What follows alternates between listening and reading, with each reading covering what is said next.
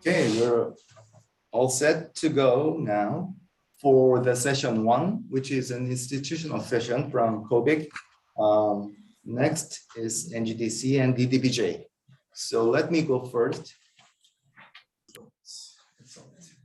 Okay, I'd like to report some of the recent activities at Korean Bioinformatics Center after roughly after 2019 ABC Symposium at Guiyang, China. Okay, because we have newcomers now, I think it is worth to go over the history of ABC. So it all started in 2002 when Japan and Korea started a training course on bioinformatics, and later SCBIT joined in 2006, and it was called CJK.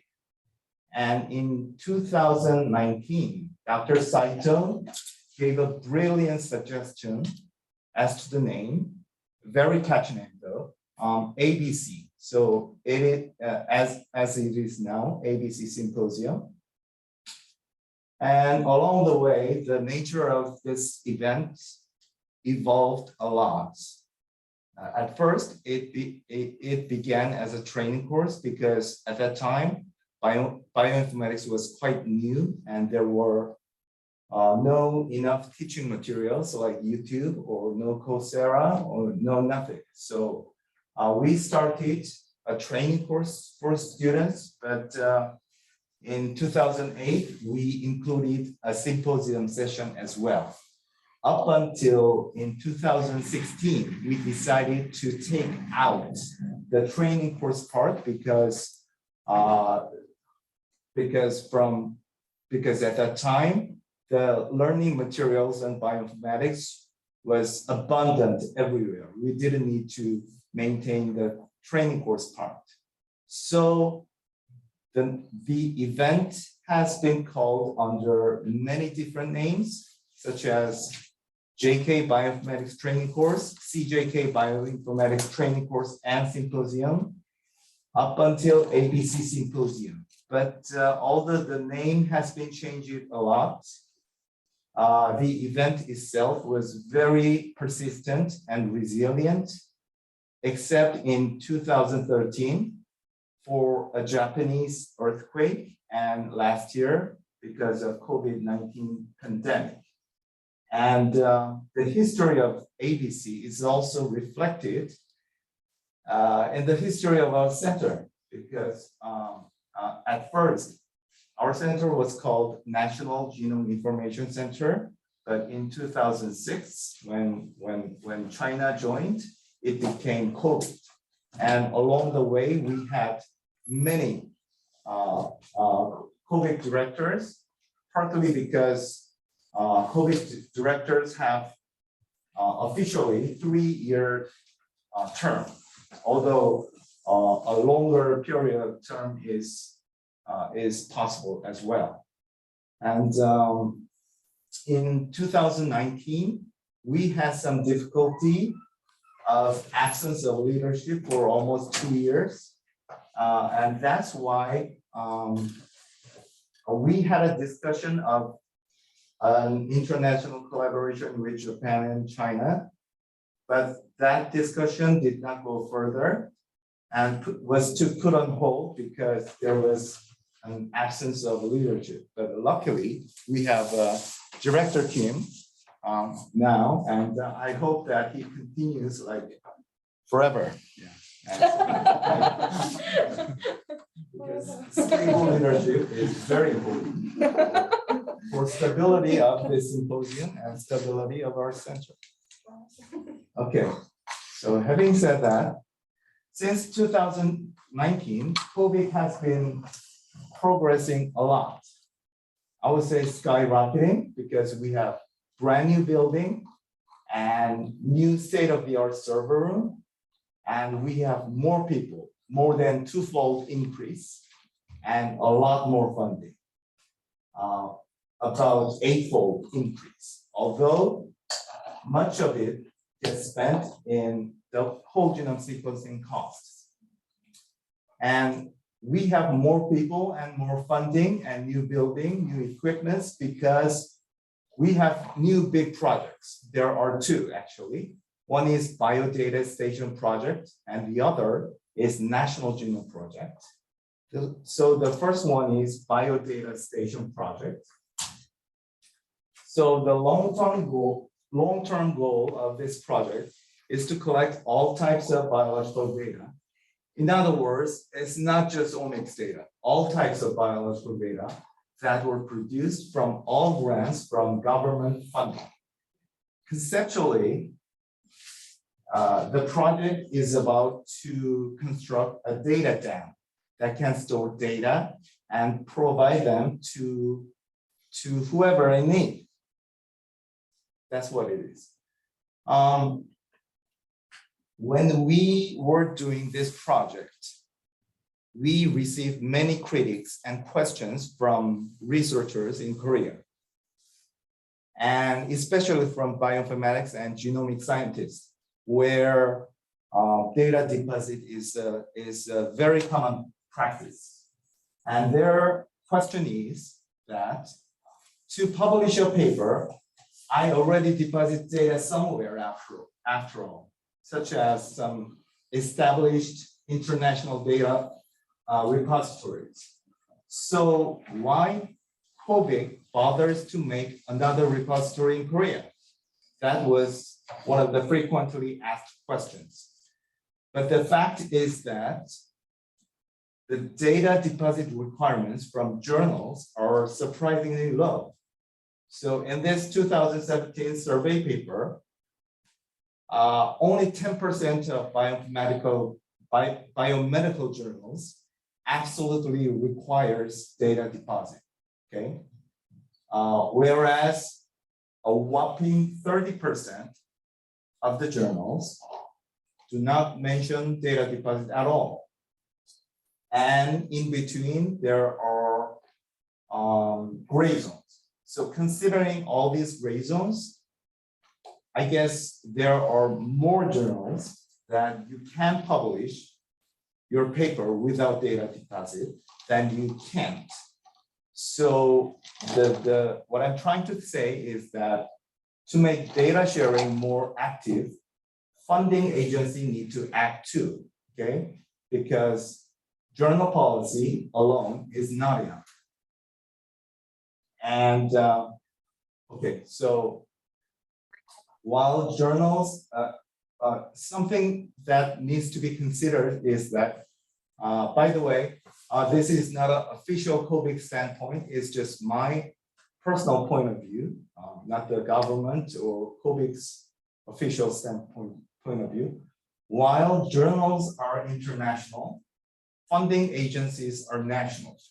In other words, there is no national borders in science, but there are borders in taxpayers' money. So funding agencies fund through taxpayers' money. And it seems that it is very difficult for funding agencies to encourage data deposit across the national border. For example, this is the snapshot from NIH. And while NIH encourages data deposit for the NIH funded projects, they do not list non-US repositories as recommended repositories. And the same goes to Korean funding agencies. For them, maybe it is not easily thinkable that the data from the research that they funded to be uploaded to international repository first, okay? And of course, that does not mean that the data sharing should not be international. This international data sharing through existing authorities should continue. But what I'm trying to tell you is that it seems that the funding agency's standpoint is to have their own national repositories too. And that's where we fit in. And okay, so the policy for data deposit is getting stronger.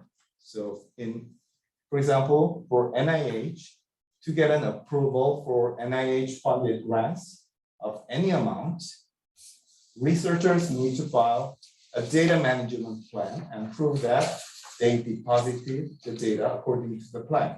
And Korea is preparing such a policy, although it should be gradually. And to get the data from research projects, we need a proper format for data and metadata deposit to maximize information content of deposited data. And I'm not just talking about omics data, but I'm also talking about chemical activity data, microscopy image data, medical imaging, medical instrument R&D, public health, preclinical, plant metadata, other unstructured data, anything you can possibly imagine. And there are some standards, global standards about the data format. And we compiled all these internationally agreed standards and implemented through our data registration system in KBDS, Korea Biodata Station. And this is a pilot system for data deposit from all the Korean government funded research projects. And in parallel, we are also operating an NGS data registration system from Korean government funded projects. Okay, so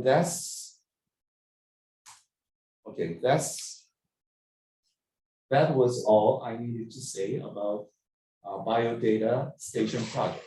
The next one is National Juno project. In 2019 survey, there were 14 countries with nationwide genome projects. China is listed, Japan is listed, and Saudi Arabia is listed, but not Korea, because we were kind of late. But shortly after, we started our own national genome project, which is carried out in two phases. Phase one is a pilot project to sequence 25,000 genomes. And phase two is main project to sequence 1 million genomes. And the mission statement is basically the same as any other country's national genome project. It's for studying precision medicine. Okay. So the pilot phase of National Genome Project is to sequence two cohorts. One is rare disease cohort. The other is normal participants cohort. And there are three other cohorts that were already sequenced, prior to this project. One is normal participants cohort, and this is actually Dr. Jong Bak's cohort, who is here with us, of course. Autism spectrum disorder cohort, and there's a colorectal cancer cohort. So from these cohorts, we obtain sequencing data and clinical information that go to NGP Consortium that involves 3 institutes, including us. And the NGP Consortium does some data processing and quality control, which go to the research environment platform and also feeds back to the cohorts in the form of clinical report and assessment. And researchers can log into the research environment platform and use this data to analyze through cloud services. And we established data processing and quality control pipelines to identify germline or somatic variants with high consistency and confidence. We're also establishing pipelines for structural variations as well. We are also planning on performing a comparative analysis between our result and other public databases.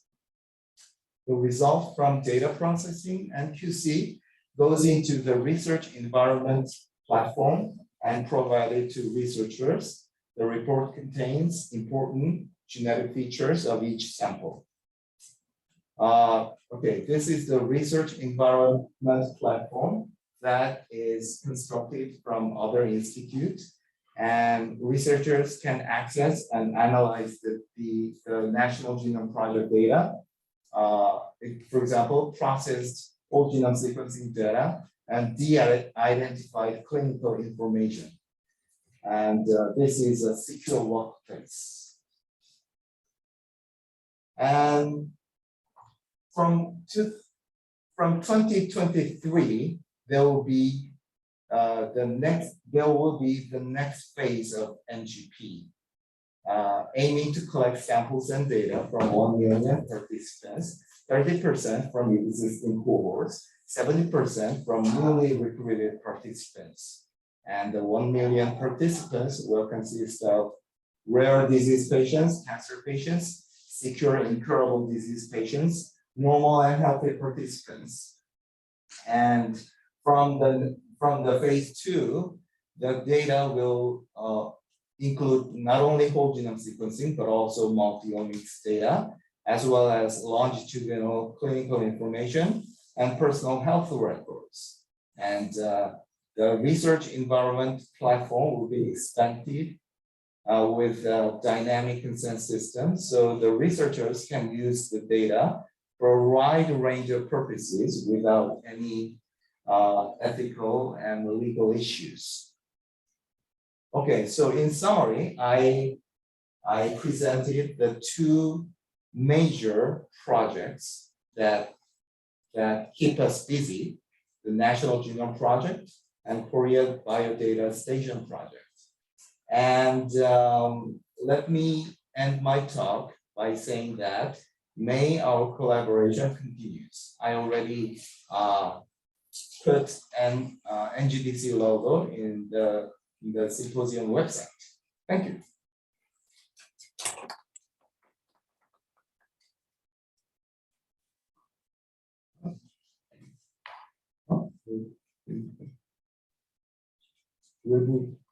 I have a question, okay? No question? Okay. Question is okay? Of course, yeah. Yeah, thank you. So we in Japan are very interested in geographical subdivision of Korean Peninsula. We are well aware that Pekche, Shilla, and Koguryo, and some other old countries divided. So there's a long history of some influence from Korea to Japan. So we are very interested in comparing these people's genome data in Korea. So you have these geographical subdivisions in your data? Okay. Dr. Sang Kim, you are responsible for this question. Sure. Well, can I answer? May I answer this question? Sure. Yes. Yeah. Sorry. Yeah. So sorry. I just I'm part of this the meeting room, so I may answer for your questions. Yeah, it's a really great question. Just asking the comparative analysis between the several cohorts based on the regional, based on the region, and our answer is we haven't we haven't tried it yet. So maybe we can try it in our next phase of the NGP project. But unfortunately, the question actually originated from maybe it's related with the ancestry analysis, right? But we don't have a. Well, as you know, we have a war during the 20th century, and there are many events during our history. So we are not sure we can figure out some kind of divisions between the many religions back Jeshila and Gogura, because it was like more than 2,000 years ago. Those countries were 2,000 ago, but we can figure out that maybe our substantial portion of the populations are come from the northern part of Asia, and the southern and also some of them can from the part of the southern Asia, and we can figure out that kind of the originality of our ethnic group, but we cannot distinguish the Asian we cannot distinguish the population according to our Asian countries. Maybe just this. That's just my expectation. Yeah.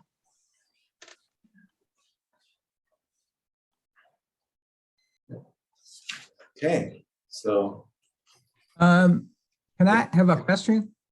oh, Dr. Bell, yes. Yes. Sure. Okay, so Dr. Huang, your point, or actually your data that or a publication that mentioned that journal requirements for data deposition may not be the driving force for establishment of a database. So there's a number that 30% of them actually have absolutely no requirements. So I'm not sure, I haven't read the paper yet, but is it, I mean, is that estimate based on like all journals without any filtration? Because for example, I would like to know, for example, how many high impact journals are there in that 30%. Okay. And also we know there are different types of journals. Some journals, maybe ecology or some other things, may not have data involved at all. Mm-hmm. So in those cases, I think we should not count those as the base for calculate this percentage. Okay. So I think there's some. I mean, we can discuss this this point. Yeah. Right. So this is something I would like to mention. Yeah. Right. So I don't remember the paper really well, but I do remember that they were all SCI journal, scientific index journal with impact point. And there was a tendency between the impact factor score and the data sharing requirements.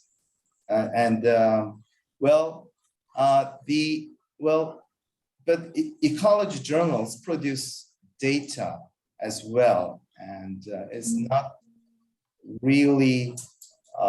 I guess it is not really true that some ecology field. Ecology may not be a good example, so yeah, I take it back. But there might be some other journals, that usually don't have any kind of data associated. There could be, and the paper, the researchers who wrote that survey paper excluded the review papers for review journals, for example. Yeah, right. So they did some filtering in that respect. Okay. And another question is it just related to biological sciences, or is it applied to all subjects? It was strictly biomedical journals. Okay, I see. Okay. Dr. Mark sharing the reference URL from the chatting board. So let's check about that. Oh, okay. So Dr. Bach sent us a bioarchive preprint paper. Do you have something to say, Dr. Ba? Oh, you don't have anything to say, Dr. Ba? Okay, so I guess it's related to Dr. Saito's comments. Yeah. Okay. Good. Okay, let's stop. Okay, so if there's no other questions, then let's move on to the next speaker. Excuse me, Professor Bojogori raised a hand. Yes. Want to speak? Sorry, just a comment or questions. Dr. John Barth listed up the paper right now. Can you hear me now? Oh, yes, yes, yes. No. My mic is the problem. Okay. Can you hear me? Yeah. Yes, I can hear you, Takashi. Thank you, thank you. Then how much can you disclose the human genome sequence data in a public domain? I think now, acutely, it's becoming difficult. So particularly for population studies, for human population, and also I think human features is utilized for identification, such as Maybe Facebook. can you address this question? Yeah, so they erased 200 million face information because of the security. So therefore, I think biomaterials, including genomes, may be utilized for security or human identification. That is a good direction. But on the other hand, for public domains like repository institutions, I think we may suffer from making those data publicly available. So do you have any thoughts from Korean side? Of course, this is not Korean side, but also Chinese and Japanese side. But maybe I'd like to have your thoughts on this issue. Yes, that's the most important problem, essentially. Essentially, we can talk about it for 5 hours. So there's a huge problem, extremely serious currently, and it's getting worse. So for example, we have sequenced 10,000 Korean genomes, and we published 1,000 genomes, and Science Advances, they put condition that we have to release all the genomic, clinical, all kinds of data, okay? They requested us. And we refused, not because I didn't want to do that, because Korean law prohibits revealing all this clinical information, genomic information altogether. So the only thing we could reveal was either we release the raw genomic data in terms of collaboration, research collaboration, or we can only provide the frequency data of the SNPs and so on, okay? And also we can add the clinical information only if we don't provide those things together with the genomic data.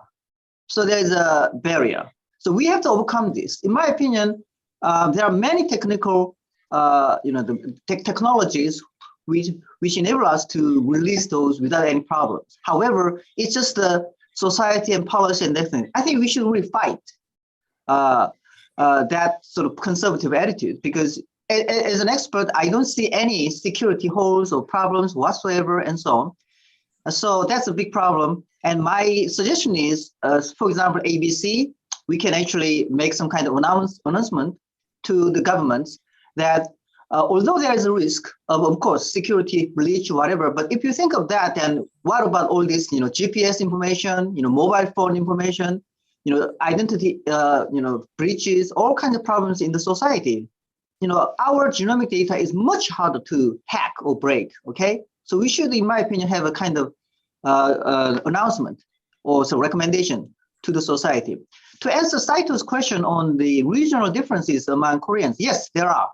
So for example, Jeju people are close to Japanese, we know. And also the southern coast of Korea is populated with Jomon people. So recently, in Nature paper, they found that 8,000-year-old Yokjido people are actually pure Jomon. they're essentially Japanese, living just off coast of Korea and so on. And in the paper I shared, that paper shows that there are two types of Korean people in Gimhae, near Busan. One is Three Kingdom #1, which is more Liao River, Western, Korea or Eastern China, Northern China area. And the other one, TK2 group, is containing more Jomon-like features. So we can interpret this as regional differences in Shilla, Baekje, Goguryeo. So Goguryeo was more influenced by the northern Liao River, this Yellow River area. And the eastern coast, of course, was more influenced by the, currently Jomon-like people. So essentially the Jomon people were in Korean Peninsula, okay? And then they were diluted gradually. And then we lost all the, Jomon features now, but we can actually trace those in, 8,000, 5,000 and 2,000 years ago, these old samples. So it was gradual dilution, which happened in Japan. So the same thing happened in Korea. Just maybe 1,000 or 2,000 years, before Japan. So there are regional differences, definitely regional differences. But to analyze the regional differences, unfortunately, with just modern Korean genomes, it's much, much harder because we are mixed so much already, except the Jeju people. We need to get ancient genomes as well. Say, for example, 1,000-year-old genomes in Shilla, Baekje, Goguryeo area, and so on. So we need to actually lineate or associate these ancient genomes with the Korean population. And I know that we have regional differences. For example, Eastern Coast, where I am now, in Ulsan, people are isolated more by the mountain ridges. Okay, so I'm sure it's like that in Japan as well, in Hokkaido or southern Okinawa or this kind of thing. That's it. Okay, so thank you.